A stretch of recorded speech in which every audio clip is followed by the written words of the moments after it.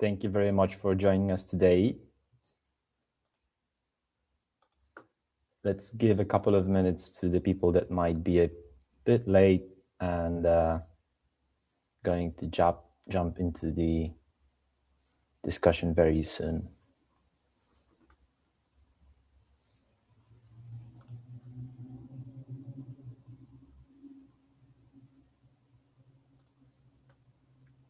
Just maybe 1 or 2 minutes more.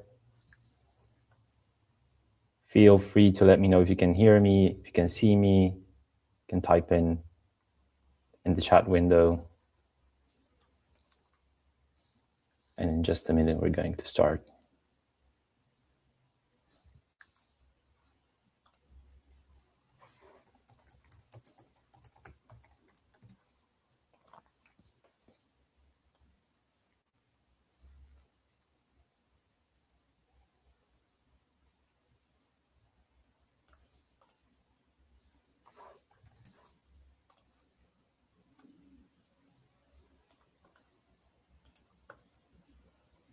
All right. Somebody's going to be late. They will receive a recording after the session, so no worries. Let us dig into today's topic. There's a lot to discuss, so let's get going. Welcome again to another Addepto webinar. Today we are going to be discussing use cases, real life use cases from manufacturing in the area of AI and big data. I prepared a set of 25 real life use cases for you today that I want to discuss and present, just to show you that artificial intelligence in manufacturing just went from proof of concepts, pilots, and just testing and experimenting into actually production-ready systems that are bringing real value to this industry. A few words about myself before I start. My name is Michael. I'm a partnership manager and AI consultant at Addepto. For the past 10 years, I've been helping different businesses in different areas adopt new technologies.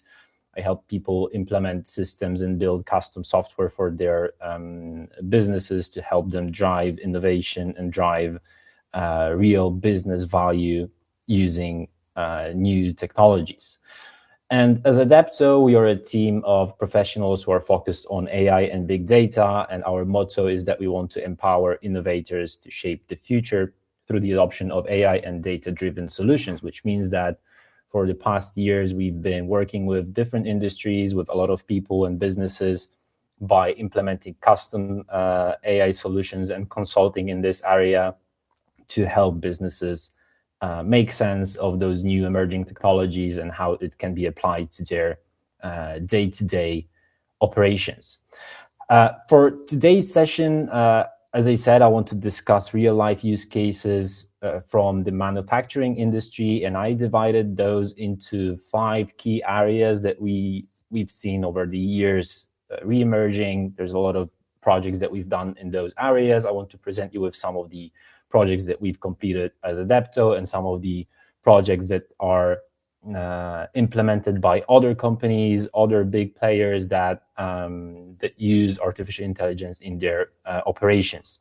So let's dive into that. The first area, and I think this is one is, I'm sorry, this one is the biggest by far, is predictive maintenance. We've seen a number of projects in different areas of manufacturing industry going into this bucket, and a few words about why it actually is so important and why so many people are thinking about that. So predictive maintenance in general in manufacturing is a huge challenge. As you probably might know, and you are well aware, the traditional way of approaching maintenance in manufacturing was fixed intervals of maintenance schedules. So people would basically evaluate their machines once a month or once every, couple of weeks, depending on their schedule, which would basically result in under-maintaining or over-maintaining some of their equipment, which basically led to unscheduled downtime, which by Deloitte's estimate can lead to up to $50 billion losses annually, yearly for those businesses, which is a huge chunk of their income. And there's a bunch of other there's a bunch of other challenges around maintenance in this area. There's late detection of component degradation. So as I said, some of the machines or some of the components can be under maintained. People do not find the faults in time. It results in those machines breaking down. Instead of actually doing maintenance, they would have to replace the machine or replace some components of it once it only breaks down.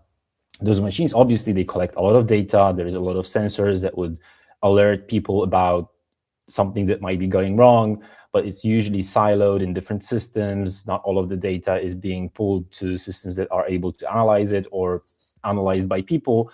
And if it is analyzed by anybody or pulled into one single place, it's usually done manually in Excel spreadsheets or in some dashboards where people have to look for those faults. And we are only humans, so we can overlook certain things that can be seen in this data. So traditionally, those rule-based alerts and rule-based maintenance schedules, they might be triggered too late. They can generate a lot of alerts. They can generate a lot of noise, so to say. There's alerts for almost everything. Not all of them are as important as they should be. So people that are doing maintenance in those areas, they might get too much noise instead of just very specific alerts that are actionable and can bring some value to what they do. Now, when you start thinking about AI in this area, there is a couple of things that are clear wins here. So first of all, AI and generally those systems, they can consistently and continuously analyze all the data. So if you are able to pull some information from your machines, maintenance information, you can analyze it, and you can analyze things like vibration, temperature, pressure, cross-examine it, interconnect it with other information that you have from your production lines, and use this to find anomalies, to detect failures, to actually be more proactive instead of being reactive. So basically, you're trying to find some patterns that will signal that a machine might need maintenance in the future, so you can actually schedule it up front instead of waiting for something bad to happen.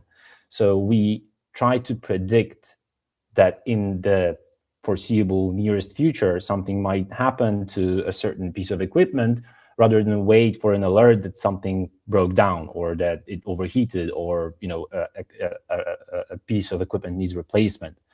So this, in all, optimizes the maintenance schedules per asset, per piece of equipment. Not like we normally see that there is a team that would go in and do maintenance on the production line or in a certain factory, or there's a schedule to it. We can basically be proactive and go and look at a certain piece of equipment when we get an alert that there's something bad going on. So this results in reduced unplanned downtime, which obviously saves money to every single business. Lower maintenance costs, because we don't have to do those scheduled maintenance runs. We can do them only when we actually need to do them. And this, in turn, extends the lifespan of all the equipment that we have in our factories. Now, just to support this with some real-life examples, there is a couple of use cases that I wanted to discuss with you today. First one is actually a project that we run for one of our clients. The issue here was that they were having difficulties with, first of all, optimizing the efficiency of one of BD machines in their production line. But on the other hand, they wanted to have this advantage of actually not only optimizing the efficiency, but getting those alerts for potential failures or downtime or any kind of maintenance required for this very specific machine. So what we did, we actually divided this project into two. We did, on one hand, we built a digital twin of this machine used based on the upstream data from the production line and the data from the sensors from this machine. So we could, first of all, understand what's going on inside of this machine. But second of all, we could use all the information from the production line to build and model optimizations in this one piece of equipment to basically try it out in the virtual world, in the digital twin environment, so we can try out different settings without actually implementing this in production. So engineers, they could just tweak the machine in the virtual environment, and once they arrived at a solution that would be satisfactory to them, they could basically implement this in production reality in their production lines. There's obviously a bunch of other ways you can approach predictive maintenance using artificial intelligence. Some manufacturers, they use it in their own production lines, but they also want to implement these kind of features into their products. And you can think about the automotive industry, the aerospace industry, like all the manufacturers that produce kind of an equipment that can be filled with sensors that will provide some telemetric information about their work. And we actually done a project like this for one of our clients as well, where we built a system that monitored the efficiency of engines that this manufacturer was producing, because they wanted to provide their clients and people that would be using those engines with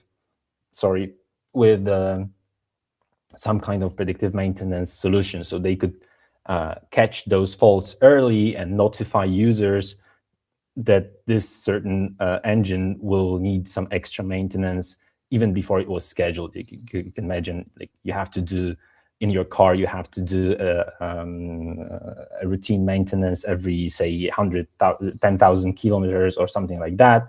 But sometimes some things might break down earlier than that. So catching those faults early was a huge advantage for this company, and it actually got them a lot of new business.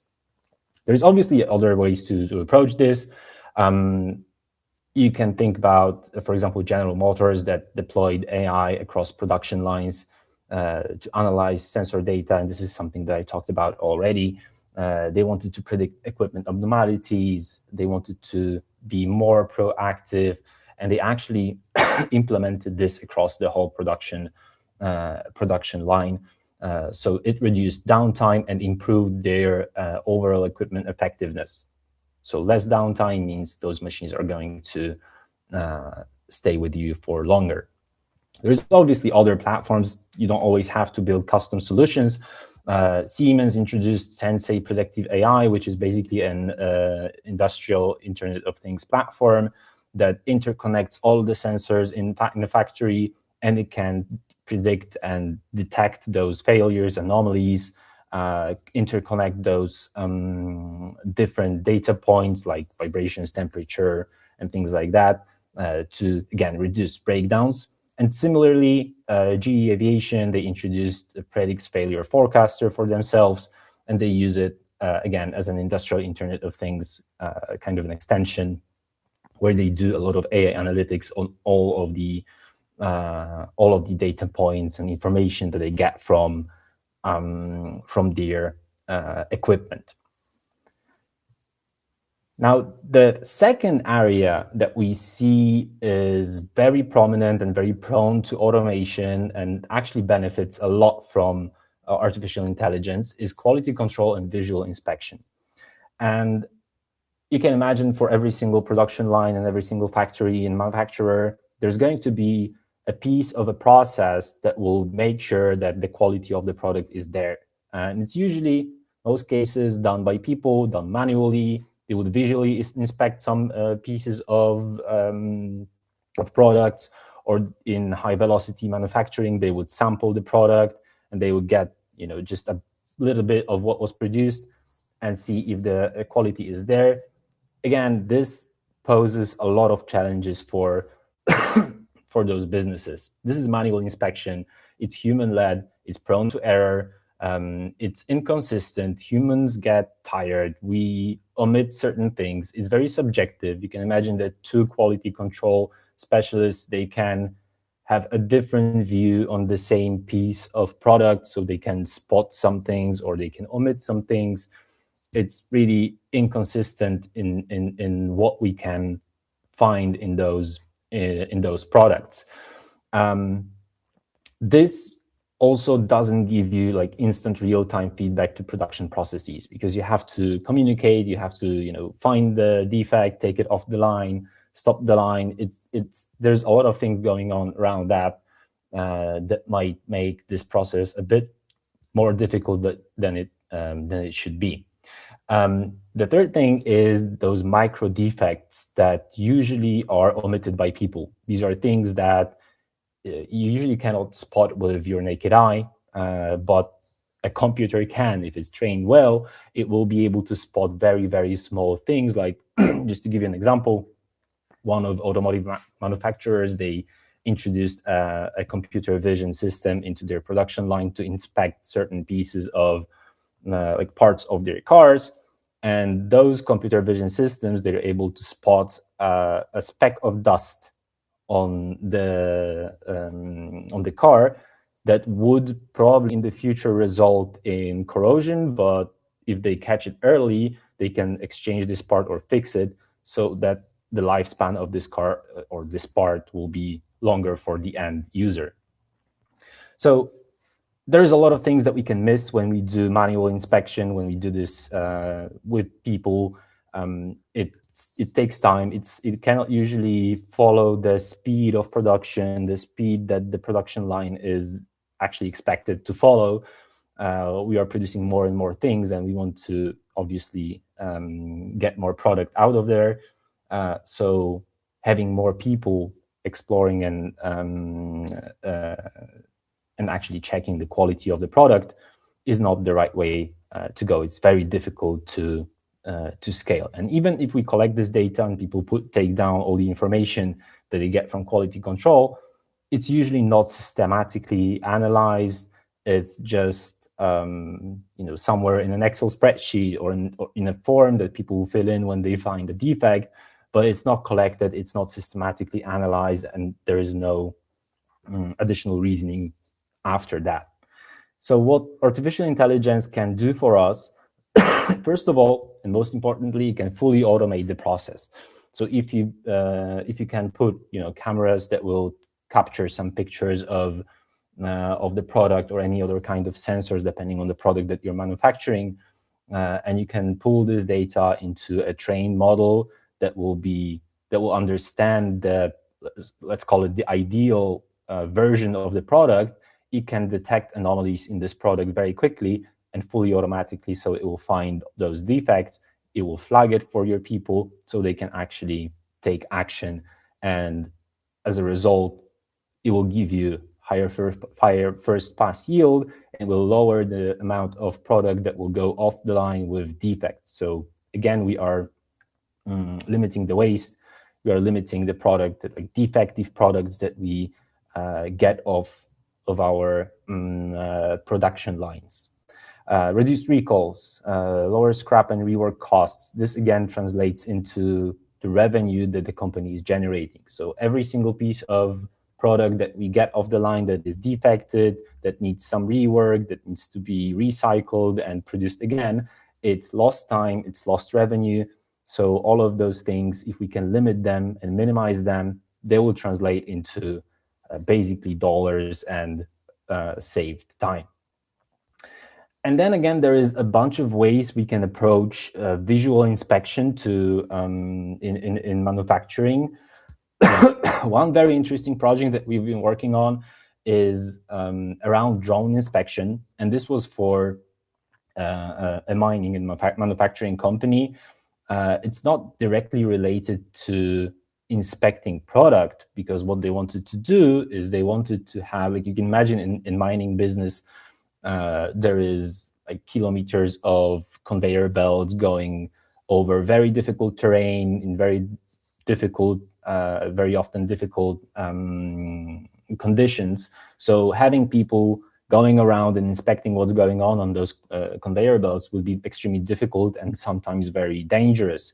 So what they wanted to do, they wanted to deploy an army of drones that would take pictures of the conveyor belt, pull the data from those drones that would have installed cameras and IR cameras as well, We pulled this information and we modeled on top of that a system that was able to detect anomalies on those temperature readings and then connect this to regular pictures, so we could understand that in a certain piece of or part of the conveyor belt there's an issue or there's an anomaly, and we can connect it to a specific part of this conveyor belt, and then alert people that there is some maintenance to be done on those parts of the production line. So what we build actually reduced the time, because they would obviously do this manually. They would take those pictures and they would manually inspect them and try to find some anomalies, basically by looking at them and analyzing the data manually. But by fully automating that, we actually took down the time required to do that from 30 minutes to 8 minutes per batch of pictures. So a batch would be around 200 high-resolution images. You can imagine for a long conveyor belt, it might be even thousands and thousands of pictures. So it's a huge time saver for this client. Now, as I said, there is other ways to approach this. I already mentioned the micro defect detection. This was BMW that introduced this this solution. As I said, they introduced cameras to inspect every component on the assembly line, so they could really catch very, very small defects. And in fact, those real-time decisions at production speed, they resulted in almost 100% accuracy in finding those defected products. So going so low in the amount of product that was defected or needed rework or was caught early, you can imagine how much time and money was saved for them by introducing this solution.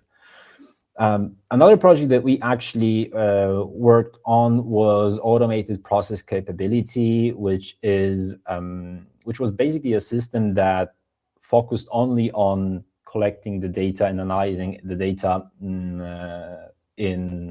collected from different quality inspection systems. So the systems were in place already, but the data that was pulled from those systems was still analyzed by people, looked on in Excel files, modeled manually. So they had to look for those outliers by themselves.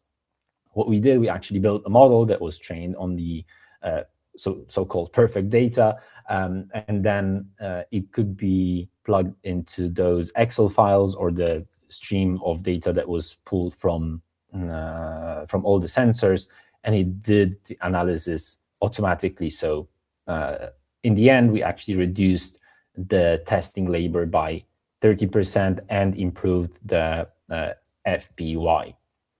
There is other implementations out there that are already working in production, like Foxconn, for example. They introduced Edge AI inspection, which is even faster way of doing this. If you implement sensors and cameras on the production line that can directly do the analysis, you don't have to stream the data to cloud or compute it in any way. It's done right here, right now on the spot. It further increases the time to get those reports, to get those alerts, to actually act on what those sensors are telling you. And then MG did another thing. They did high-speed part inspection, and this is what I mentioned before. This is high-velocity manufacturing. So there's a lot of product going through the production line every day, every hour. For humans, it's close to impossible to actually inspect all of this, or even get a sample that will represent the whole batch. So having something that will, in high speed, will be able to inspect all of those pieces of product, it's a huge, huge game changer. Another one, and this is quite new and relatively fresh thing. Generative AI hasn't been with us for that long, but it's been a huge lifesaver for manufacturing businesses, especially in the area of knowledge automation and knowledge management. So normally and traditionally, the way we saw businesses operate is there is a lot of knowledge, but usually siloed and locked in different systems, in documentation, technical documentation, ERP systems, like domain knowledge held by people. There is still a lot of businesses that have 1 or 2 or 3 people that have this, like arcane knowledge about how certain process works or certain machine works, or things like that. This is a huge bottleneck for those businesses, because if you cannot pass this knowledge in an easy and fast way, it becomes very difficult to onboard new people. It becomes very difficult to actually find information when those people are not around, or if they have to go and sift through thousands of documents and different systems to find those information. It's time not spent well, to be honest. Some of this documentation might be outdated or inconsistent as well. So filling in those gaps or finding out whether something is up to date, it's again additional work that people have to do now to make sure that they make great decisions. And engineers and technicians, they spend hours doing this. They spend hours trying to find out the right information about what they are supposed to do. The searches that we have right now, they are usually keyword-based. They are not contextual. So if you can imagine a person standing in front of a machine and they want to find information about a certain piece of equipment that was, broke down, or, something is happening with the machine, if they have to force themselves to think in the way it was written down in the documentation to actually be able to use the search that is in place right now. But with AI, we can use contextual search that will get better understanding of what we are actually looking for. So this is how AI can partially help us.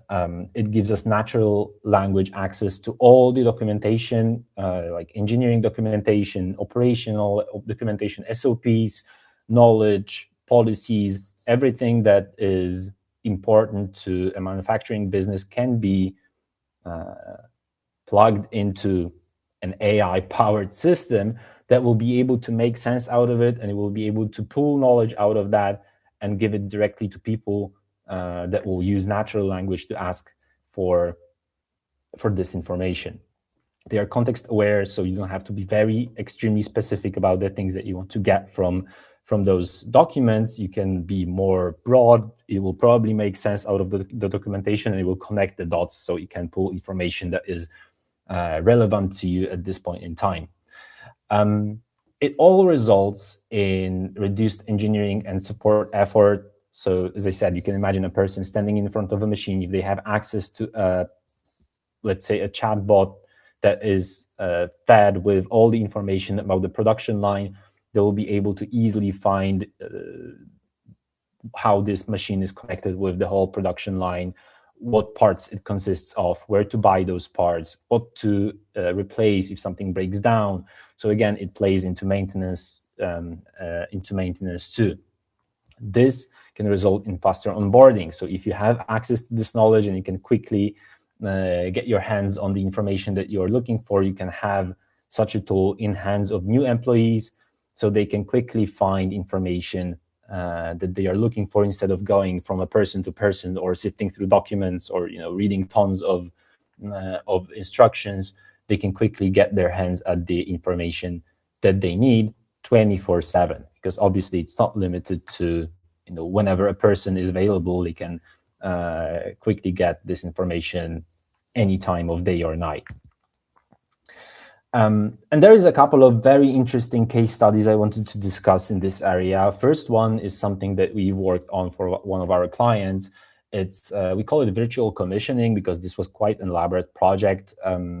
On one hand, obviously, it involved the things that I mentioned already. So we have a bunch of technical documentation. We have a bunch of information from CAD files, ERP files, robotic simulation tools, legacy systems, PDFs, like all the things that you can imagine will function in a manufacturing business.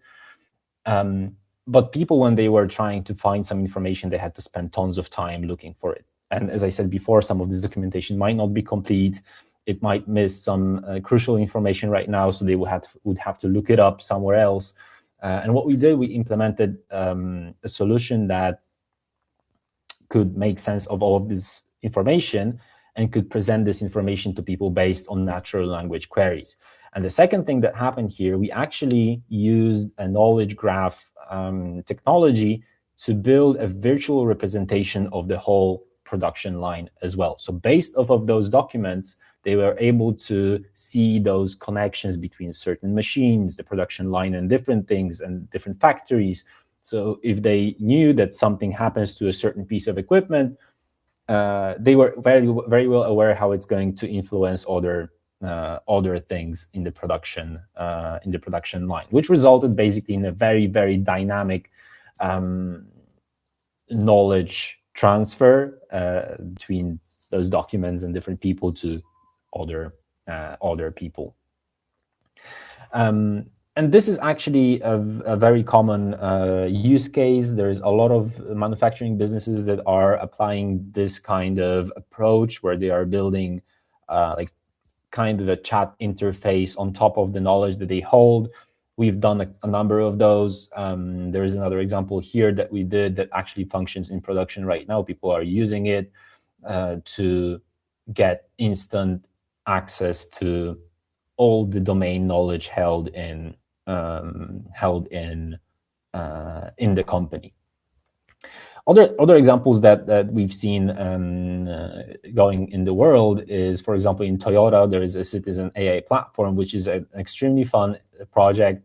They actually built an internal AI platform that allows people without any technical knowledge to tap into the world of data science, so they can use this to build their own models, build their own solutions, solve their day-to-day problems. And as they are reporting, it actually saved them more than 10,000 hours yearly in workforce productivity. So people were identifying issues by their own, and they were able to build a solution that would help them automate some kind of work that they were doing using artificial intelligence, which is an amazing thing, and it democratized the access to this technology as well.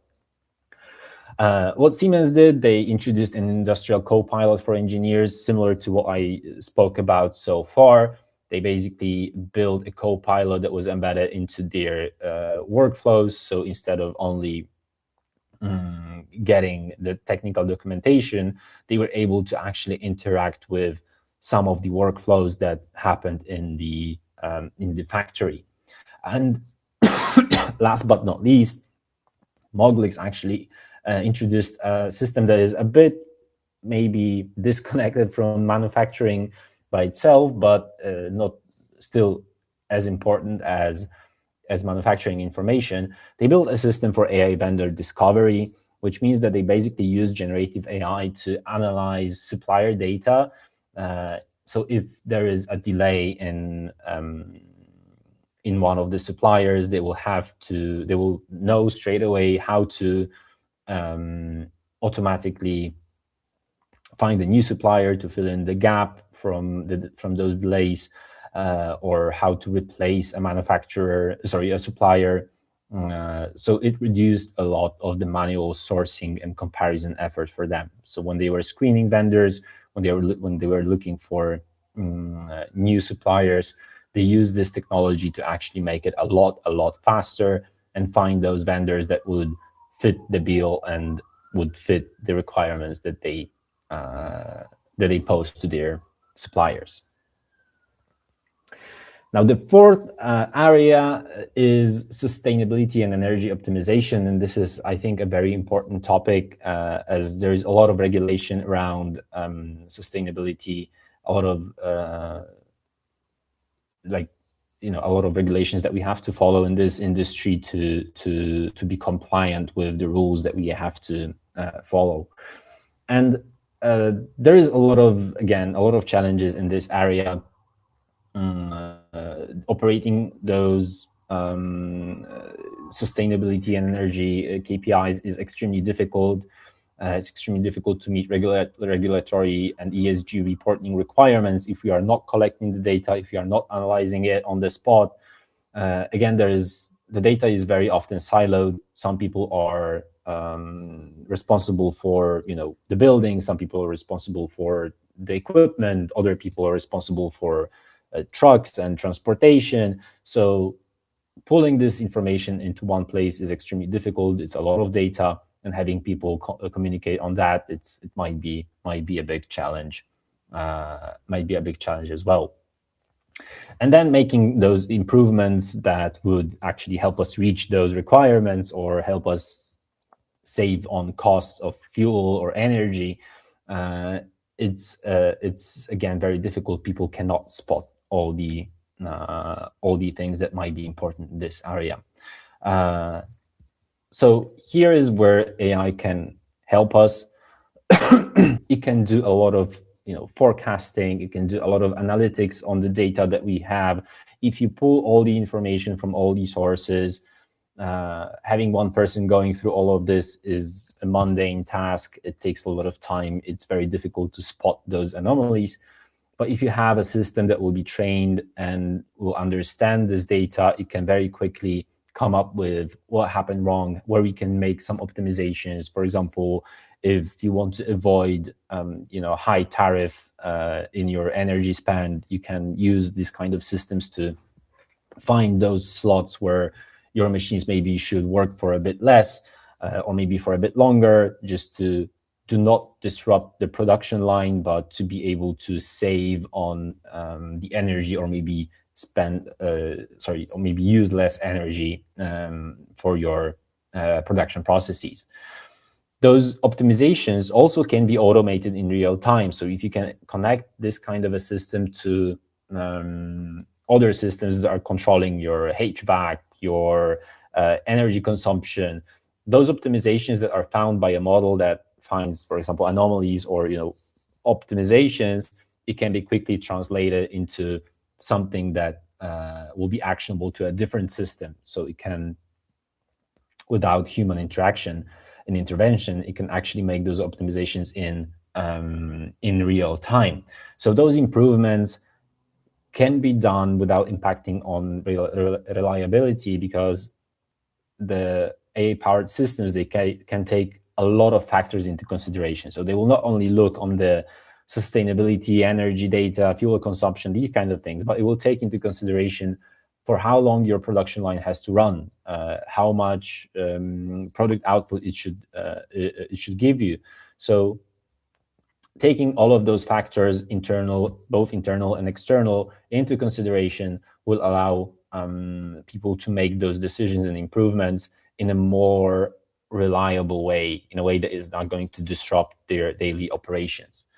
So it results in lower energy and utility costs. So as I said, energy spend, fuel spend, other utilities, compliance with ESG regulations, reduced emissions if we are talking about heavy factories, and ROI from sustainability investments. So we can measure actually the optimizations that we are making in our business.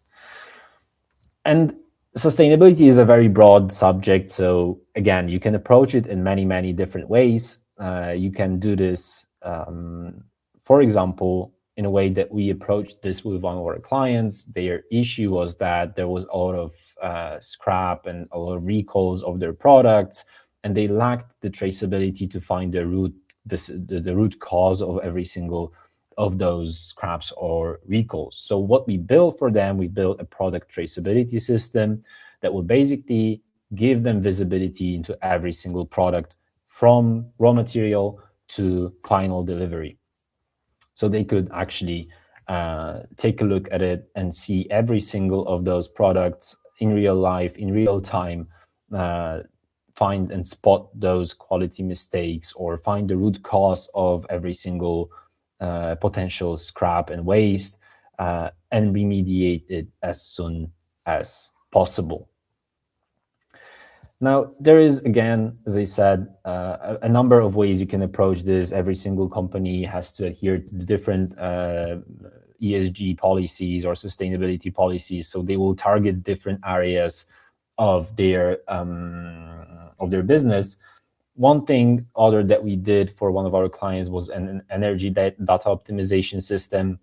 So it basically took in information about energy spend and energy consumption, and it converted into optimization rules. So basically, it was able to tell people what to do in order to optimize the energy consumption in certain areas of their business.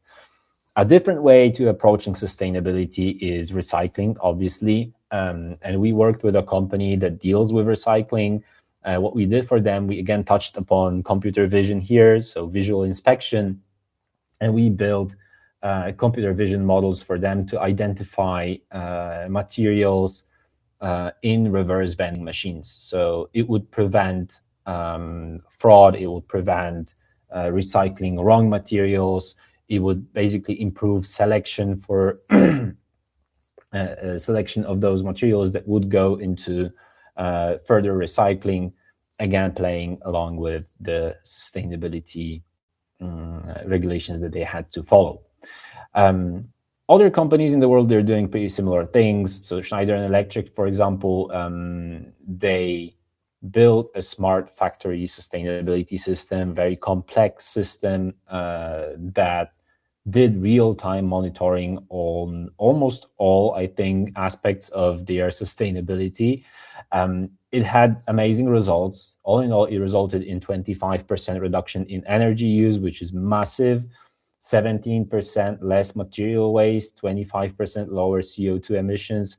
So these are like very impressive numbers. If you can pull all the information from the whole factory and optimize it as much as possible, you can cut the cost and spend by a quarter even. And again, Panasonic did a similar thing. They focused on energy consumption optimization, and they were able to build a system that optimized their energy spend by 20%. So they cut 20% of the energy cost, and obviously lowered their carbon footprint and improved their cost control as well. And one final area that we see very often in manufacturing businesses, obviously not every single manufacturing business will have their own supply chain or logistics department. Some of the manufacturers will use external partners, but very often the bigger the company is, the more often they have their own supply chain team that will take care of delivering their products to people. And there is a number of challenges that we see across all of those businesses. First of all, there is demand planning. Even though we do this manually, we do this by analyzing our historical data.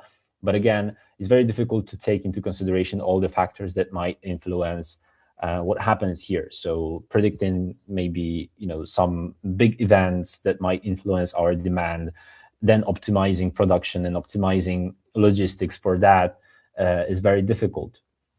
Secondly, there is transportation. So if companies have their own transportation teams, they have their own trucks or ships or planes that would carry their product, optimizing, first of all, fuel costs and what we call route optimization. So the way those vessels will travel with the product in the most optimal way, it obviously can be done manually, but it's much, much easier if it's done by a well-trained model. And secondly, there are things like how you load a certain vessel so it can take as much product as possible in the most optimal way. There's visibility in warehouses. There is the way we plan how products are stored in those warehouses, how we can fetch them as soon as possible. All of those things pose a lot of challenges to those businesses. And this is where AI is very prominent in all of those areas. It can help us with predicting demand. It can help us with predicting disruptions in logistics or in supply chains.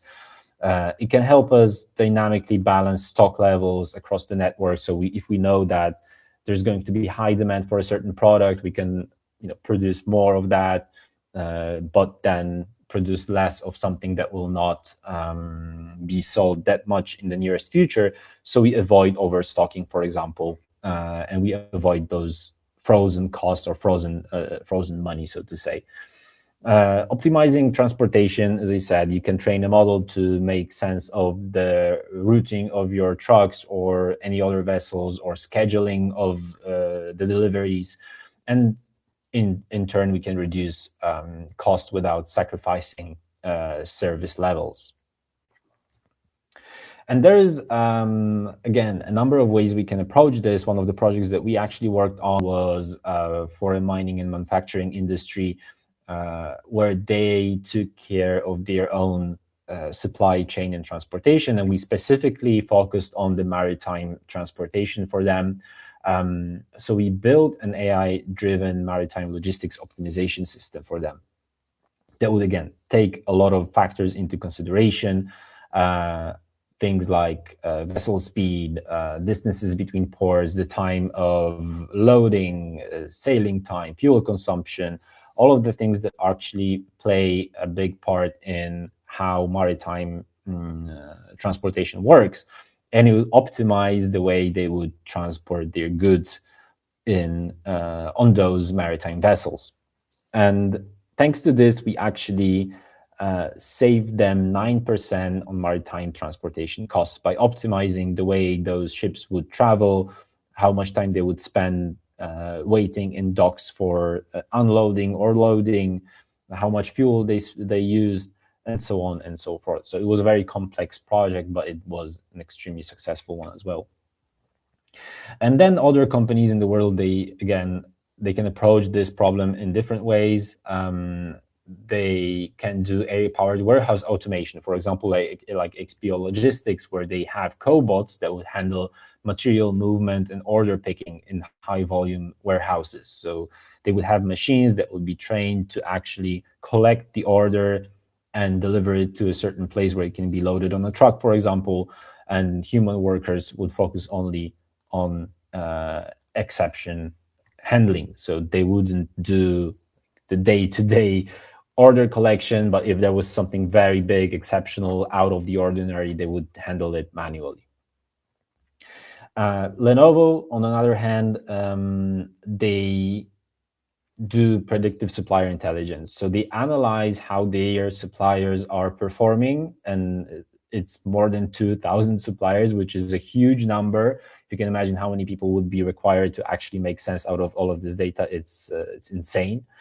But they do this fully automatically. So they take a look at how their suppliers perform, if they are on time, if there is any issues with the deliveries, because they rely on their suppliers to produce further their own products.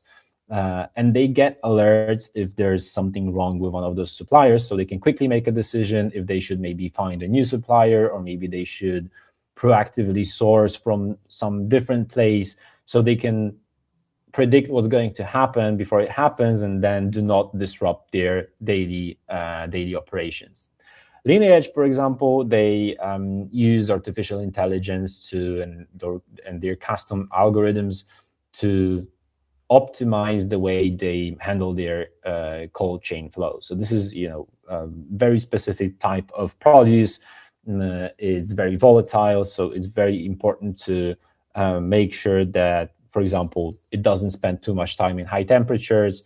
So they build a system that determines the optimal pallet placement based on timing, temperature, handling requirements, how fast it's going to be taken from this place, how long it's going to take to load it onto a truck, and so on and so forth. And then warehouse teams prepare specific pallets in advance. So they use this information to reduce unnecessary movements, and in turn, it will translate into higher quality of the goods that they travel. They have less waste in delivered goods. And Amazon, great example, they have autonomous demand forecasting. They are actually continuously analyzing their over 400 million SQAs and the demand for those products, so they can stock in the right way. So they can buy the product that they will know will be bought more for Christmas or for any different season, or for any other reason, and they automatically reorder those products based on those analytics. So instead of having people take a look at what's going to sell and ordering it, they have a fully automated system that does all of it for them. And that's it from me for today. I think it was a lot of information, and I tried to go as fast as possible to just fit into this 60 minutes that we had scheduled for today. We actually have some time left, so if you have any questions or if there's anything you'd like me to go over again, just drop your questions in the chat and I will happily answer it. As I said, we will share the recording of the session with all the participants, and you can review everything that I talked about today in your own time. If you will have any questions in the future, feel free to reach out either directly to me or to Addepto via our website, addepto.com, where you will find all necessary information and even more case studies from different manufacturing industry areas. I can't see any questions, so I think that's it for today. It was a pleasure having you. Hope to see you in our future sessions as well. Thank you very much. Have a great day. Have a great afternoon, and see you soon then.